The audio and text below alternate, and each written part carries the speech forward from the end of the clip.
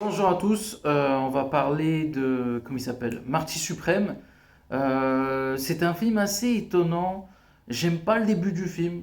J'aime pas le début du film, mais en fait, quand tu vois la fin, tu comprends l'intro du film, qui est pas le point fort du film.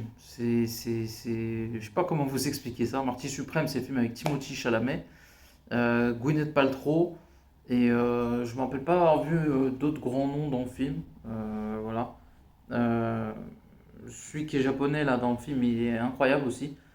Je pense que c'est un japonais. Le film est. Je suis pas dithyrambique, mais le film est intéressant dans le sens où les biopics sont souvent ennuyeux, on va pas se mentir.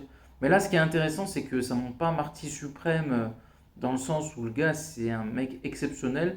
C'est plutôt l'inverse. Ça montre à quel point il est médiocre. Non, mais c'est ce que j'apprécie dans le film, c'est ça, c'est de montrer que le gars, voilà, il s'épargne pas. En fait, il se rend compte que c'est quelqu'un de médiocre.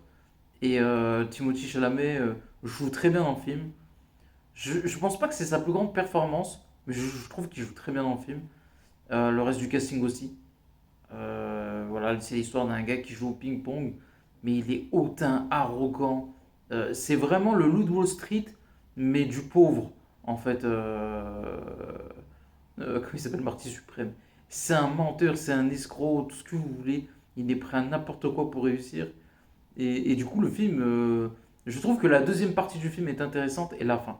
Voilà, c'est vraiment un film presque en trois actes. Je trouve le film un peu long. Je trouve qu'il y a des moments où ils auraient pu cutter dans le film.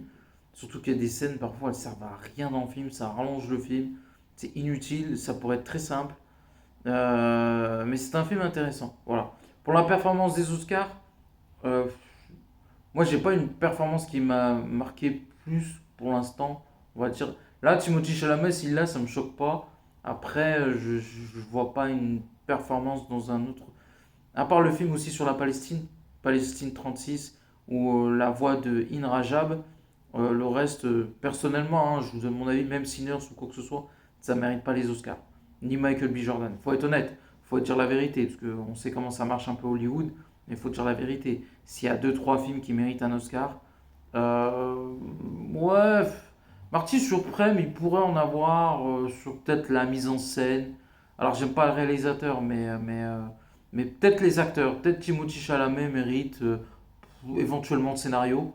Euh, et comme ça s'appelle, les deux films sur la Palestine, sincèrement, j'en ai vu qu'un des deux, mais je sais que l'autre est aussi incroyable. Mais Palestine 36 mérite un Oscar, même plusieurs Oscars, ainsi que la voix de In Rajab, parce qu'il est, de ce que j'ai pu entendre, il est exceptionnel et il mérite une ressortie au cinéma. On devrait mettre la pression pour que ce film ressorte au cinéma, parce que c'est encore aujourd'hui, c'est important d'en parler.